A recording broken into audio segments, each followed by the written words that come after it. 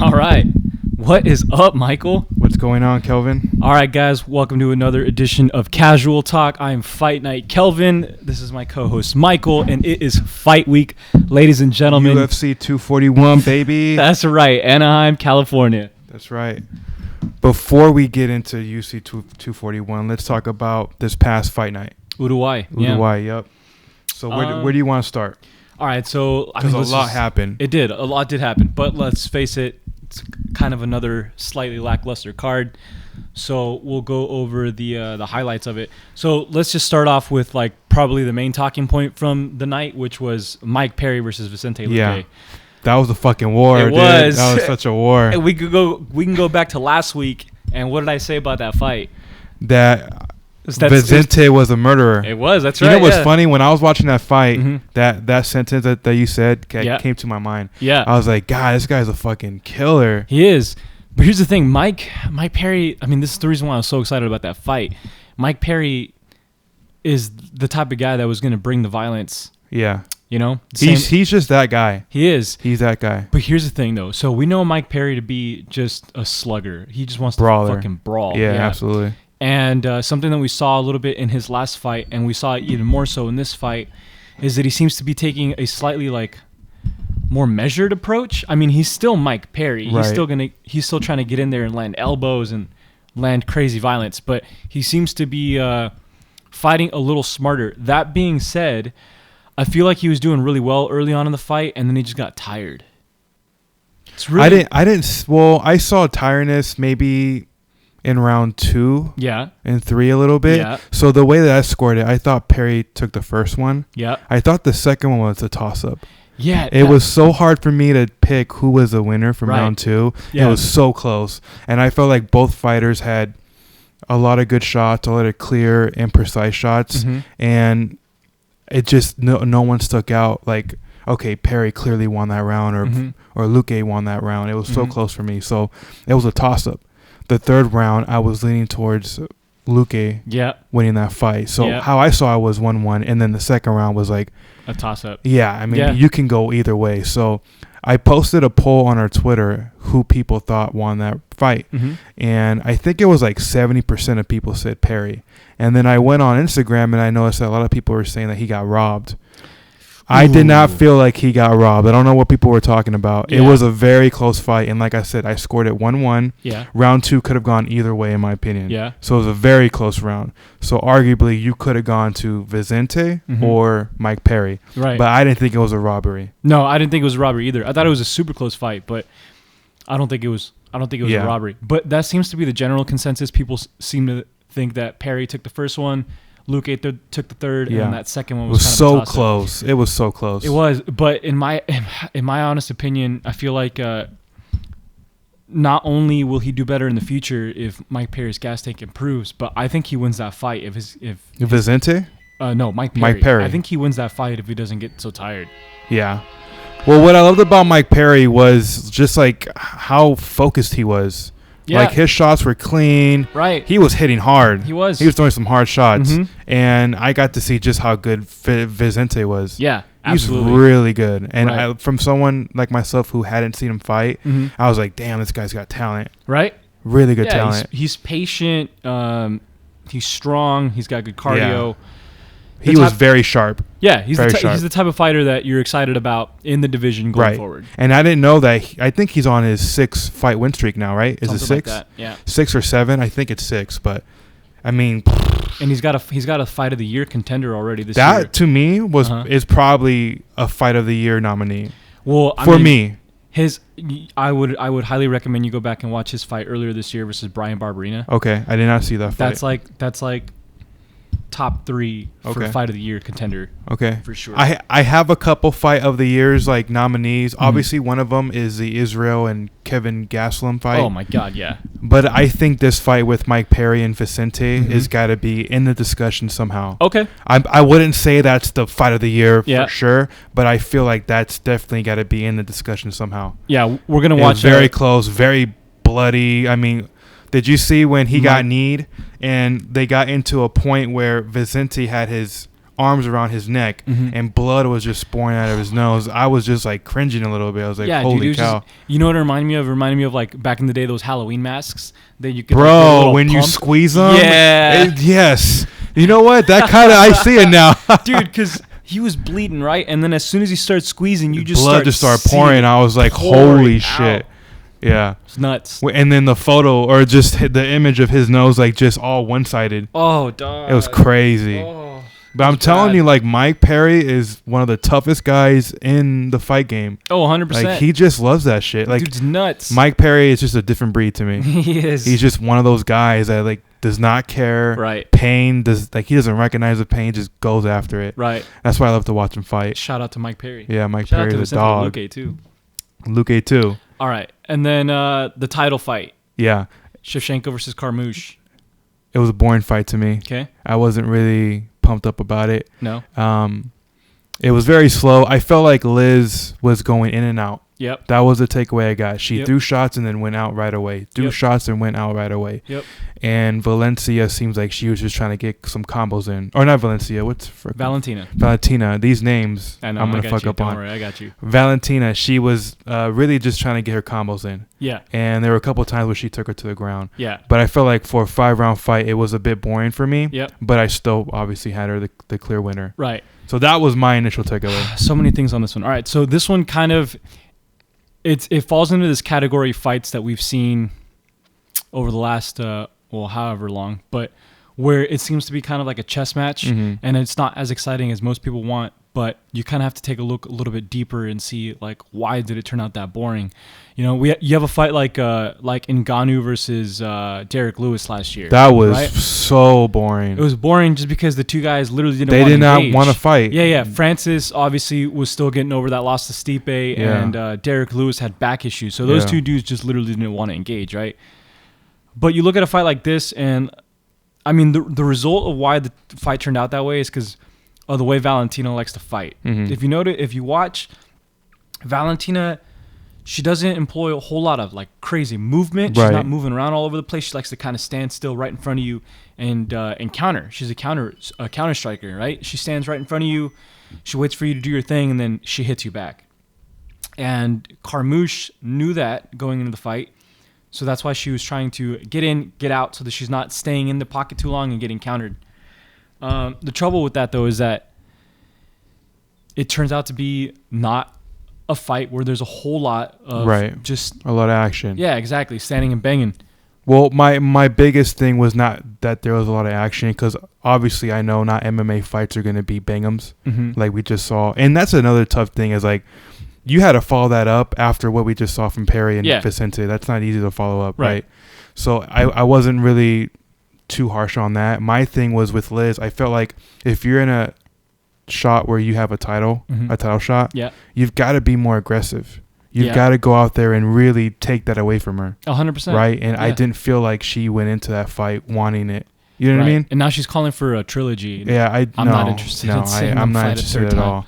I get what she's trying to do. She's very smart. She's trying to pick her shots, right? Because Valentina, she's a hell of a fighter. She is. And at any moment, you can get caught from her. Oh, so I completely understand Liz's stance as far as how she approached that fight. But you also have to understand, you don't get title shots that often. And when you get that opportunity, you're going to have to take advantage of it. Yeah. You can't be too picky and decisive. You just got to go for it. Yeah. Right? So that's where my knock was on her. Right. Kind of similar to like Anthony Smith versus Jon Jones, for example. You just got to go for it. Yeah, exactly. Right? You look at the way Woodley and Usman turned out. Yeah. Usman went for it. Yep. Right? He didn't wait. He wasn't too patient. He went straight at him and controlled that fight throughout the entire fight of it. Yeah, 100%. And that's how you must approach these fights. Right. When you're going against a champion. Yeah, which now that you mention it, the fact that Usman did that is even now very impressive, right? In the same way Kobe went against Lawler. Yeah. Right? He went at it wanting to dominate that guy, and he dominated. That's the way you need to go into these fights. Right. Because you don't want to leave it to the judges' hands. Right. Right. Right. So that was my knock on Liz, that she wasn't too aggressive and she was just being too patient. Yeah.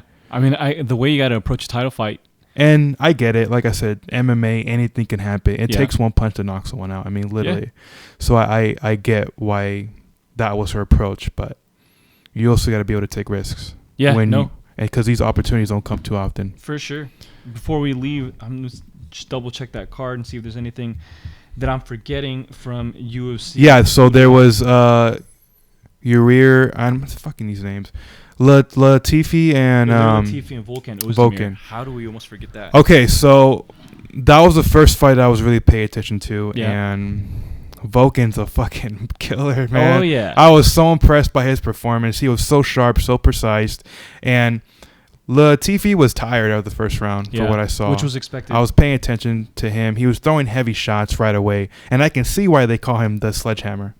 Like he was throwing his hands were heavy that first round. He was throwing bombs. He's a thick guy, man. He's got power. And I was looking at the way he was breathing, and he was breathing pretty hard. So that told me he was tired. Right. Then I looked at Volkan, and he didn't seem tired. Right. He seemed like very what's the word I'm looking for? Composed. Yep. Very composed, right? He was focused, composed. He didn't really when he was throwing heavy shots, Volkan didn't seem like it threw him off his game. Right. He was still in there. He was being smart. Yeah. I was very impressed by him. Yeah. I was very impressed by his knees that he was landing. I think he landed like 4 flying knees, I want to say. Okay. Right? Yeah. And one of them, he caught him and then ended up knocking him out. That's a good point that you're bringing up about him being composed, though, because especially coming off a 3-fight win streak, right after or including a loss in a title shot, you expect a guy to get frustrated and start making unnecessary mistakes. He didn't seem that. I mean, he was a bit patient, but when Latifi was throwing shots, he was chill, didn't panic. Right. He was still in there throwing shots, being smart. I was very impressed by him. Yeah, and you could tell he was doing his homework because he called it before the fight, actually. He said that he knew that he really needed to be careful in that first round because Ilir comes out hot. He did. He was throwing it. He was throwing power, heavy hands. But he called it. He said starting in the second round, he starts to gas. And that's exactly what happened. That's exactly what happened. And you can't get gas against Volkan Oezdemir. No. He's going to make you pay. And those knees. He landed some pretty good knees. Here's the thing. He's lost 3 consecutive fights, but... Volkan or? Volkan, yeah. Oh, Volkan, okay. But, I mean, if you look at like the DC fight, for example, right? In his fight versus DC, he fought DC the way you need to fight DC. Okay. He didn't... Earlier when we were talking about like if you're in a title shot, right? You can't give too much respect. You got to go in there and try to fight your fight. He did that. It's just that DC is DC and took him down to the ground, put him in the crucifix position, and it was game over. And then he fought Anthony Smith. Right, and that's just a credit to Anthony Smith's heart and how well he can stay in the fight. Volkan did get a little tired in that fight, and then obviously there was his fight versus Dominic Reyes, which went pretty well, and then a lot of people felt that he got robbed. Right, so even though it's 3 consecutive losses, for me, Volkan is still amongst the top of the division, and I'm still here, ready to see what he does. Yeah, I'm interested in seeing what's his next fight and who is it against. Yeah, that's a really good question, especially now that Johnny Walker and Corey Anderson have been booked up. Yeah, I'm intrigued to see what's his next fight because if he can continue building off his performance, what we just saw, I think he can work his way back into the title shot. Oh yeah. Now I know he was talking about DC afterwards, but I don't see DC coming back to light heavyweight unless it's Jon Jones. Right. So we'll see where it goes. Okay. What do you think Shevchenko goes after this? Because she did talk about Nunez. Yeah, so she'd probably take some time off here. Yeah, dude, that's a really tough one. Mm-hmm. It's tough to see what they do with honestly any of these women's divisions, because, I mean, with the exception of like Tatiana Suarez in the strawweight division. And you know how much I love her. Yeah, I'm a big fan of her. Right. All the women's divisions right now are kind of they're not really clear or concise as far as like what the next move is or who the next title contender is. Right, for sure. So yeah, she'll probably take some time off, and then we'll have some number 1 contender fights coming up, and we'll see what happens. But I don't see Valentina losing to anybody for quite some time. Okay. Well then, I mean, I think that's it for UFC Uruguay. Do you feel like there's anything else we might have missed? No, I think that's pretty much it. Okay. Yeah. Let's. You want to dive into UFC 241? Yes, I do. All right. Let's do it. Yes, I do. Holy cow. I'm gonna let you lead on. All right. Lead on. So I'm really excited about this card, Michael. This main card. So this main card for me is probably one of the most stacked cards we got this year. 100%. So let's just start bottom to top. I'll kind of call out the fights that I'm interested in and kind of just touch on why. So starting from the early prelim cards, there's a fight between Brandon Davis and Kyung Ho Kang. And I'm really interested in this fight. So I'll be honest, the majority of the reason why I'm excited for this fight is Brandon Davis. So if you don't remember, the last time we saw Brandon Davis, he stepped in short notice versus Zabit Magomedsharipov. This is the early prelims, right? Yes. Okay, so let me repeat what I just said. This man stepped in on short notice versus Zabit Magomedsharipov. Okay? Everybody expected this to be a complete wash, right? And this guy came out aggressive and entertaining, and it was fun. Nobody really expected it, the fight to play out that way. I mean, he ended up losing the fight. He got Sulov stretched. If you remember when he got his leg like almost completely turned behind his body. Okay. That crazy submission. But in the first round, he came out aggressive and exciting. That's the most memorable thing about this for me for Brandon Davis. Okay. So I already know what kind of a fighter he is. I watched the rest of his fights like before that. And I'll be honest, his record's not really all that great. Okay. But I'm excited to watch him fight. Kyung Ho Kang hasn't really done anything all that memorable or noticeable in the UFC. But who knows? With a good dance partner, that could change. So that's a good fight there right off the bat on the early prelims. Okay. So something that we definitely want to keep an eye out when we're there. Yes. And in the regular prelim cards, I'm surprised this isn't like the main event for the prelim card. Mm-hmm. But we have a fight between Rafael Assunção. I knew you were going to say that, yeah. And Corey Sandhagen. Yeah. Right? So Rafael Assunção, his last time out, he got finished in the first round by Marlon, right? Which is... I think I remember that fight. Yeah, there's nothing to briefly remember that fight. Yeah, there's nothing to be ashamed about in that. But you take a look at this dude's record and his resume. It's unbelievable. The guy is like 2 losses in several years, right? And in these last couple of years, he has wins over Marlon Moraes. Yeah. He has wins over TJ Dillashaw. He has a win over TJ Dillashaw. He has a win over Pedro Munoz. He's got a win over Brian Caraway. Like, the guy's got a good record as of the last couple of years. And he's been doing it at a high level for quite some time now. Corey Sandhagen he only has 1 loss on his record. He's been moving up. He's been having some good fights. His last fight was versus John Lineker. Okay. Going into this fight, I was really interested because John Lineker is shorter in stature, obviously, and just brings absolute carnage in those fists. That dude's got, what's his nickname? Hands of Stone. The dude's got massive power in his hands. Corey Sandhagen's a lot thinner, taller, lankier, right? Kind of awkward. And the fight played out kind of awkwardly, but I was really impressed by Corey Sandhagen. He was able to stay away from power shots from John Lineker and land his stuff in and out. So this matchup, I'm really excited for. Okay.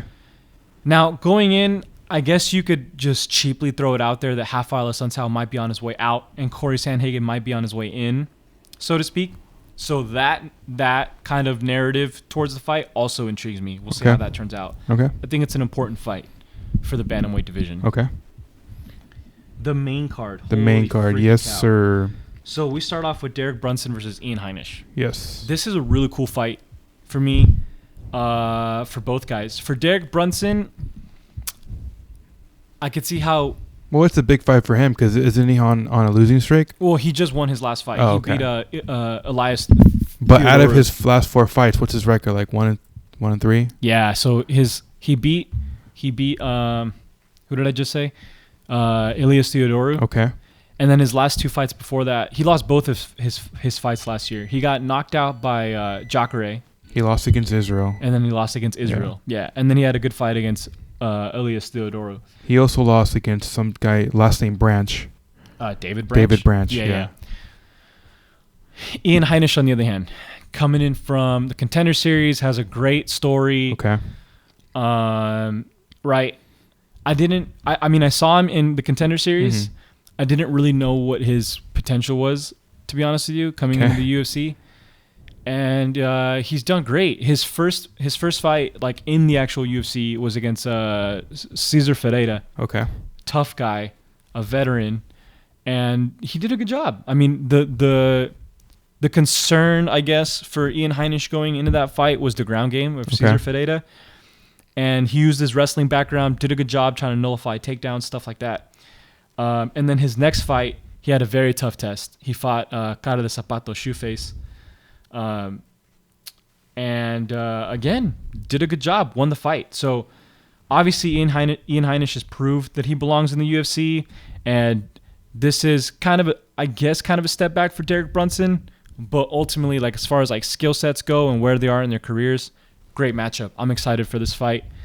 Although if I'm honest, I don't expect it to be all that exciting. Okay. I expect a lot of clinch work, a lot of work against the cage, but it should be a good grindy type of a fight to start off the main card. Okay. And then right after that, we go to Gabriel Benitez and Sadiq Youssef. Yeah, so we're coming off 2 consecutive weeks with what I want to call a sleeper on the card, maybe a fight that people aren't really paying too close of attention to, that I think people should. So 2 cards ago, right, if I'm not mistaken, at 240, we had Jeff Neal versus Nico Price, right? Yes. That was kind of the sleeper on the card. Last week, it was Mike Perry versus Vicente Luque. Yep. Although, I mean, I guess that doesn't really count as a sleeper because people were paying attention to that. Right. But it's that same kind of scrap that you really want to see, right? Okay. So for this card, this is the fight. Okay. It's Gabriel Benitez versus Sadiq Youssef. So watching a couple of these guys' last fights, the reason why I'm so excited for this fight is because I know what these two dudes bring. They bring explosiveness and power, and they bring willingness to engage. Yeah. It's just the recipe for a good fight. Love that. Gabriel Benitez, his last 2 fights, he fought versus Jason Knight in 2017, I think. Great fight. Good scrap. Like, just what you want to see. 2 guys in front of each other, throwing heat, trying to knock each other out. Yeah. And then he fought Humberto Bandenay and won it in the first round in the first minute. He was getting armbarred, picked the dude up, slammed him on his head, finished him with punches. And then Sadiq Youssef, another guy coming off the Contender Series. This dude throws power, dude. And he's a good kickboxer. He stands right in front and wants to trade. And he seems like another one of these dudes that's on this Nigerian wave. You got Kamaru Usman. You got Israel Adesanya. This is another guy that I think if they ever were to do like a UFC Nigeria card, is another one of those dudes that you put on the poster like for some star power. Okay. Yeah, this is a really good fight for me, and an important fight, I think, when it comes in terms of like the featherweight division moving forward. Okay. So excited about that fight. Should be exciting. Should be a violent fight. And then we got... Well, before we even talk about the last 3 fights, because honestly, those last 3 fights can be a main event to any card. Oh, 100%. That's what makes this card so stacked. Yeah. I think we should go fight by fight, starting with Yoel and Paulo, our picks. Holy USADA. So, yeah, right. Let's talk. Well, let's make our picks, and then we'll talk about the fights. But to go back on the early prelims, for me personally... I don't really know none of these guys. Brandon Davis, I might have seen him, but I don't remember him. Okay. So nothing for me there personally. Not against anything against them, but nothing for me personally. On the prelims, the only fight that I would be looking forward to is the fight you mentioned, Rafael Assunção and Corey Sanhagen. That'd be the only fight I'd be looking forward to. The other guys, no disrespect, I've never really heard of them. So the main card, I would definitely be looking forward to Derek Brunson and Ian Heinisch. And I will be looking forward to the next fight only because you pick this as your sleeper. And I like sleepers and I like brawls. So if that's what you feel, then I would definitely keep an eye on that. Yes, sir. We'll see how it turns out, obviously. But I think the main reason why people will be paying for this pay-per-view are those last 3 fights. Holy USADA. Let's just get straight to it. Let's not beat around the bush here. Yoel Romero. The Soldier of God. Doomfist from Overwatch. And Paulo Costa. Yeah. So, Should we talk about the fight first, or should we just go straight into it with our picks first? Let's talk about the fight. Okay, so you were saying that Gabriel Benitez and Sadiq Youssef was going to be a brawl. Yes. I'm expecting this fight to be a brawl. Okay. Personally. Okay. Big guys, Yeah. heavy hands. Mm-hmm. They look like they're taking fucking steroids. First team all body. Right? Yeah. I mean, it's crazy. I would expect this fight to be a brawl. They don't like each other, too. They keep talking shit to each other online. Mm-hmm. So that's my thoughts on this fight. I'm so excited for this one. This fight is a brawl, assuming it doesn't end within the first couple of seconds. Yeah, because this potentially has that type of vibe to it. Right. Knowing Uriel, how he just likes to get after it. Yeah. Right? Throwing fucking high knees like his boy Masvidal. Right. It can easily end within seconds, but it's so interesting to see how it turns out. This is an exciting fight for me because this is the first time in a while that we've seen Yoel Romero in a 3-round fight. Mm-hmm. Because Yoel Romero in a 5-round fight is different than Yoel Romero in a 3-round fight. Well, let's just hope he makes weight. Yeah. I mean, let's not get ahead of ourselves. He has trouble making at 185. That's another thing though, is he gets that 1 pound accommodation now. His last two fights he needed to make. Okay, that is true. That you're definitely right about that. So he only needs to get down to 186. Yeah. And he's not worried about going those extra 10 minutes, those extra 2 championship rounds. Yeah. Which is important right. because you all gases. And what we've seen, at least from his last fight versus Robert Whittaker, is that he knows he gasses. Mm-hmm. So he kind of takes those first 2 rounds kind of lightly, right? Mm-hmm. Which, come on, we don't want to see that. We want to see him and Paulo Costa go at it. But what I love is how he does those spinning, what is it, like a spinning backhand? I don't know. A spinning back fist? Back fist. He was trying that a couple of times against Robert. Yeah, he tries that and stuff. he was close. He was, yeah. Close on landing that. So, I mean, I'm just expecting fireworks from this fight. I'm so excited for this. And, yeah, I mean, I'm going to just go out and say my pick. I think Yoel's going to take this one. Yeah, okay, so here's the difference for him. Me. So the reason I mentioned this whole 3-round thing for Yoel is because what we saw against Robert Whittaker the second time is that he was very patient in the first and second round. And Paulo is not patient. Mm-hmm. So if it was a 5-round fight, maybe Paulo comes out a little hot and can present some problems, right? But if it's a 3-round fight, I expect them both to start just scrapping immediately. Right. To me, the difference in the fight, they're both strong, they're both powerful, they both strike really well, and they got heavy hands, right? So to me, the difference in the fight is Yoel's Olympic wrestling pedigree. True. Very true. I mean, he fought Johnny Hendricks. Paulo Costa fought Johnny Hendricks, but obviously Johnny didn't try to use any of his wrestling. So I think that's what makes the difference in this fight is that at any given point in time, Yoel can take this to the ground. But let's hope that doesn't happen. They both stand and just bang. Yeah. Yeah, I think that's what everyone's going to be watching. But yeah, I'm taking Yoel also. Okay. So we got us both taking Yoel for this fight. Then let's move on to the co-main event and the return of Nate Diaz. Yes. Nate Diaz versus Showtime Anthony Pettis.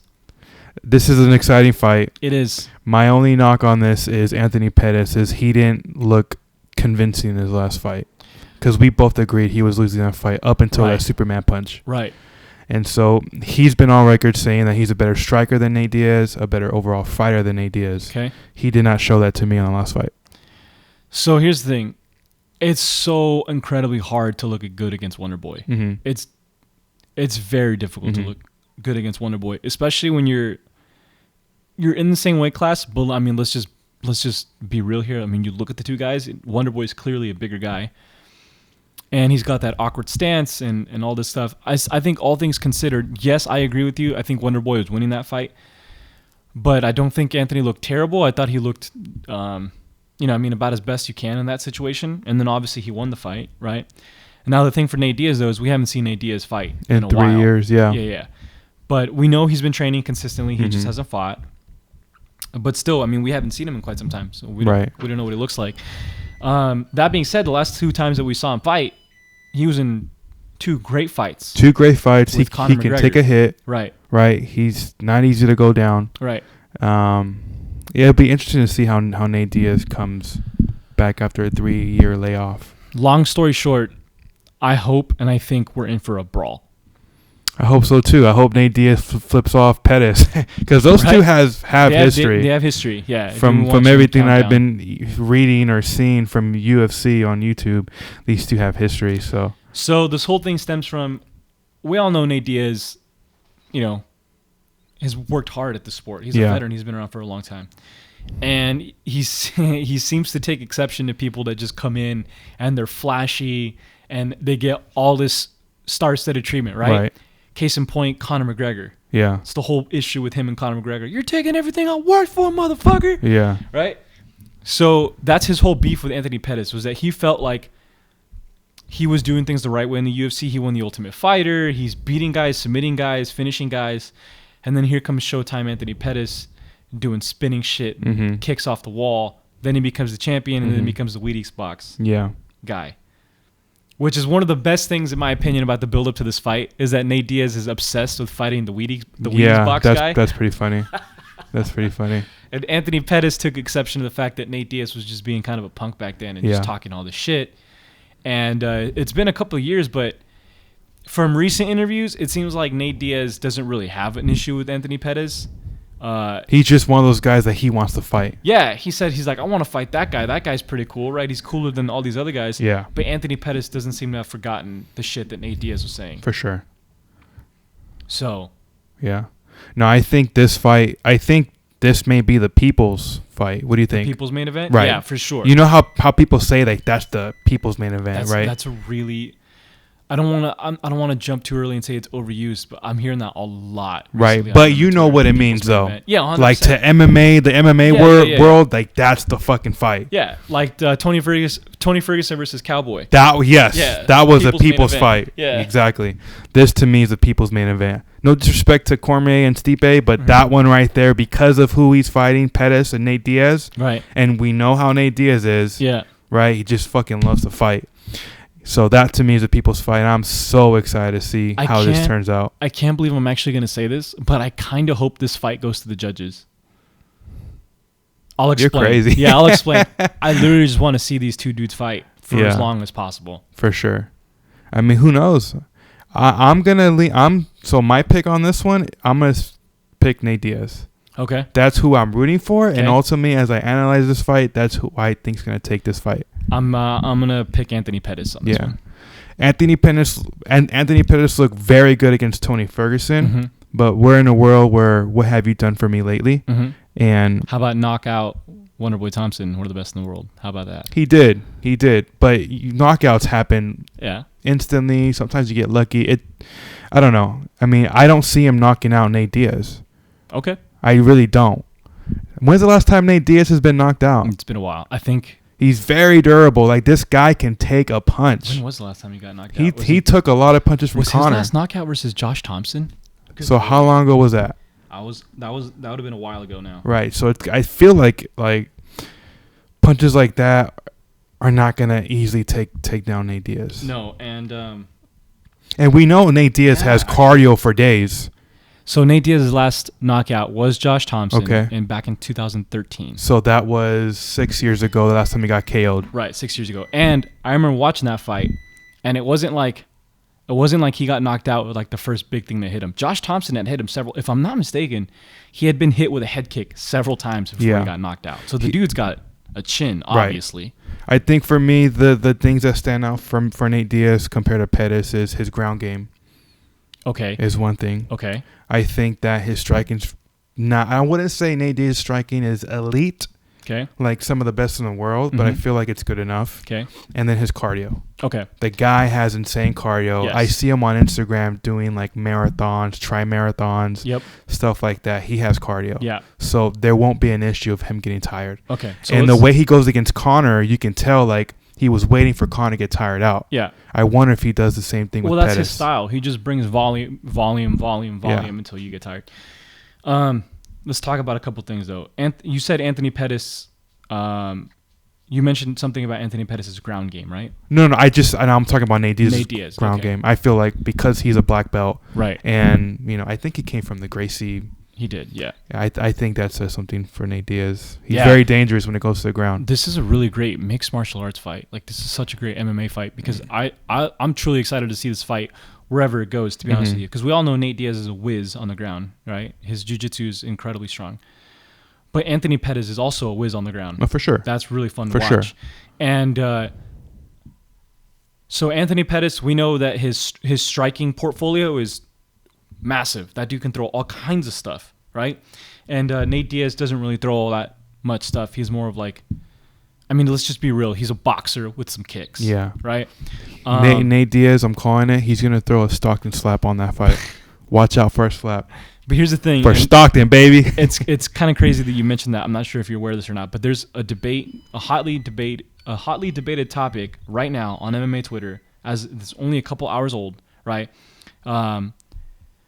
Where someone asked, here, actually, I want to find this person so we can give him a shout out. Somebody recently asked if they think that Nate Diaz is an elite level fighter, right? Okay. And it's kind of opened up a can of worms because when you say elite, are you talking about like one of the best in his division or one of the best fighters pound for pound? And this is why it opened up a can of worms, because like, what is it? Like, what do you mean elite? Like, are you talking, because like, are you going to say that anybody, I mean, on one hand, you could say that anybody that's in the UFC is an elite level fighter because they've made it into the UFC, right?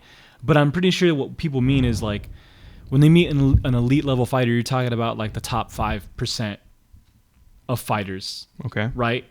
You could even say like the top 5% of fighters in each division or whatever. But to me, I think that Nate Diaz is an elite level competitor. Let's put it that way. He's got amazing cardio. The dude comes to fight. He doesn't quit. Right? But does he have like the same striking arsenal, for example, that like Anthony Pettis has? No, he doesn't, right? His striking is a little more basic, but that doesn't mean that the stuff that he does isn't at an elite level, right? Like, if the guy's going to throw ones and twos, basically, right, which Nate doesn't. Obviously, his boxing is great. But if that's his main strong suit, then he's got to be able to do it at a wicked good level. Right. And Nate Diaz does do that, right? I mean, you take a look at a guy like, let's not get too ahead of ourselves here, but like Stipe, for example. Stipe is one of the most decorated heavyweights of all time, right? You don't see Stipe throwing like hook kicks. You don't see him throwing wheel kicks. You don't see him throwing crazy stuff like that, right? He's using his hands. Yeah. He's not throwing crazy elbows like Tony Ferguson. He's throwing punches, right? Yeah. He's a boxer. So it'll be kind of interesting to see this fight play out on the feet. You know? How much crazy stuff how much spinning shit does Anthony Pettis employ? Yeah. And how well can Nate Diaz do what he normally does to people? Yeah. Against Anthony Pettis. Yeah. Very excited. And if, let's say Nate Diaz wins, it'd be interesting to see if he continues to keep fighting or if he stays out again. Yeah. And Anthony Pettis going forward too, because I'm not sure exactly what the plan was when he fought Wonder Boy. I don't know if that was the plan to continue at 170. But then he got this contract offer for Nate Diaz. He signed it. So if Anthony Pettis wins this fight, obviously he's probably staying at welterweight. I think he is staying at welterweight because he mentioned that he wanted to go to 170 because he didn't want to do the weight cut anymore. Right. And the first person he called out was Wonder Boy. Right. So, and then the Nate Diaz fight came up to him. So, right. I think he sticks at 170. And then if Nate Diaz winds up winning this fight, this can potentially lead to a Conor Nate Diaz 3. It's all right. Oh, it was the Combat Hub at Combat Hub Real says, "Do you consider Nate Diaz an elite level fighter?"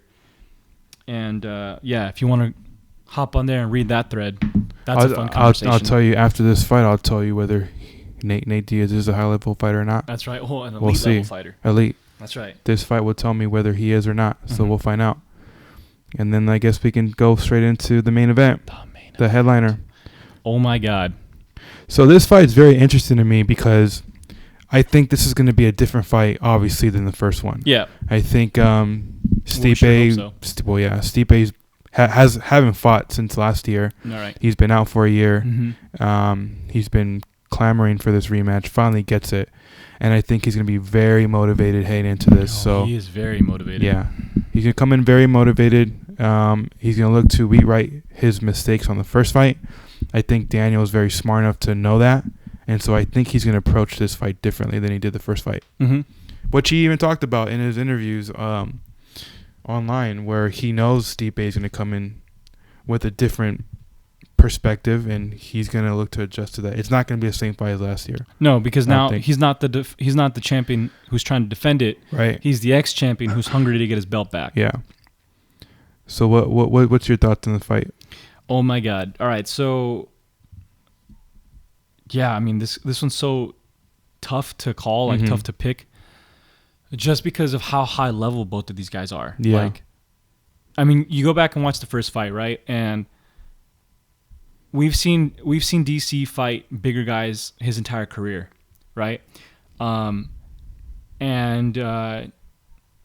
Stipe was doing a really good job of keeping Daniel kind of on the outside, because Daniel's a smaller guy. So the way he likes to fight is he applies a lot of pressure and he gets inside, right? Where he can really make the best use of his reach and his power and get in clinching situations or wrestling situations if he needs to. Stipe was doing a really good job of kind of keeping Daniel on his back foot a little bit, not coming forward as heavily as he'd like to. And he even grappled with him a little bit, held him up against the cage. But then Daniel started finding his rhythm, obviously, right? But then the whole thing about this fight, though, is that going into the first fight, DC and his team had a game plan on how to attack Stipe coming out of the clinch. Yeah. And that's exactly what happened. They had seen that Stipe keeps his hands low coming out of the clinch. And that's what happened. DC got him in a clinch. They backed out. His hands were low. Pop! Caught him, and that was the end of the fight. So, who knows? Does he have like another secret weapon like that he's noticed in Stipe's tendencies? And does Stipe really have what it takes to beat DC? Because DC knows what the narrative it is, right? We just talked about it. Everyone's talking about that early success that Stipe was having. Right. Which DC attributes to him just trying to figure out Stipe's timing.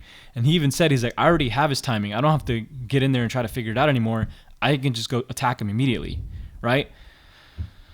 So, man, if DC doesn't have a clear-cut path to victory like he did last time, right, this could be a 5-round war. It could be. It could be another classic. But I see this ending up the same way as last year. Yeah, I mean, it's kind of hard. I think DC's going to end up taking this one. He's the greatest heavyweight of all time. He's never lost other than Jon Jones. Yeah, and he's so Stipe incredibly... is no Jon Jones. He's so well-rounded. He's so technically gifted. His fight IQ is incredible. It's impressive to me. It's impressive to see, because he's small. Like, if you look at him compared to Stipe, he looks small. He is. You know, he's a little bit rounder, but I mean, like, Stipe is taller than him, right? He makes him look small. Yeah. He's fighting guys that just visually look smaller than him, yet he's the greatest heavyweight of all time, in my opinion. Yeah, and a lot of people's opinions. You know, I don't see this fight going any differently. It might go longer. It might go different ways, but I think at the end result, I think DC is still going to be the champion. Yeah. I don't see Stipe winning this fight. Yeah, no, it's kind of tough because we both know that they're incredibly high level, but DC has just shown throughout his career he's just on a different level. Yeah. Like, let's just be honest, he's a different level. The guys he's beating, right? He's on a different level. Now, that being said, if Stipe beats DC, though, that would shock me for sure. That'd be a shocker. I mean, at that point, Stipe's resume starts to look really good. Yes, I still wouldn't consider him the greatest of all time. I still feel like that's still DC. I mean, they have to do a third fight if he ends up beating him. Does DC want to do that though? Let's say he loses the heavyweight title. So yes, he does, because DC says he's not going out with a loss on his record. Okay. He clearly stated that yesterday. So let me ask you a question. Let's say Stipe wins this fight, right? And DC has his option for one more fight. He's going. I know you're gonna ask me him or Jon Jones. Yes. He's going with Stipe. He's going with Stipe. I think that one to lose against a guy and then not go after him right away. Yeah. Right. You just lost your title. Right. I think that will bug him more. Okay. Because I think from what he's been saying, I think like the Jon Jones thing. Yes, it's there, but it's not nagging him anymore. Okay. I feel like he's let that go a little bit. All right. I feel like if you lost to Stipe, like that was so recent. Yes. I think that would bug him more. Okay. So I feel like DC will go with this Stipe trilogy than a Jon Jones trilogy. Okay. Obviously, the people want a Jon Jones trilogy. Me and Or- you would probably want a Jon Jones trilogy. But I think DC would go against Stipe, knowing that he just lost to the guy and he took his belt at the heavyweight division. Right. Where he's never lost before. Right. Because there's one thing, I mean, you know, he's comfortable in heavyweight, but then you're going to ask the guy to weight cut again. Right. Go back to 205. Right. He doesn't want to do that. Right. There's a lot of people that don't think that he wants to do that. Right. I think the only way he does do that is against Jon Jones. Yeah. That'd be the only exception. Right. But I if he loses this fight, that'd be a huge win for Stipe. Huge win. And I think that would lead up to a trilogy fight. All I know is that we're going to be there on Saturday night. Yeah. And no matter what happens, It's shit's gonna going to be a great crazy. night. I'm excited for this. I'm excited. We're finally going to be going this weekend. We're going to be recording a bunch of stuff, hopefully. So we'll go in the open workouts today. Then Friday we got I'm just getting my shit mixed up. Yep. We're doing the ceremonial weigh-ins on Friday. Yep. Then Saturday we'll, do the fan experience and then leading up to the event. Absolutely. So it should be a fun weekend. But yeah, I'm super excited. Like I said, this is probably one of the biggest cards throughout the year because any of those 3 big fights can be a main event for any fight night. Absolutely. So that's what makes this card so exciting. I think that's it for UFC 241. I think we said everything we had to say for it. Yeah.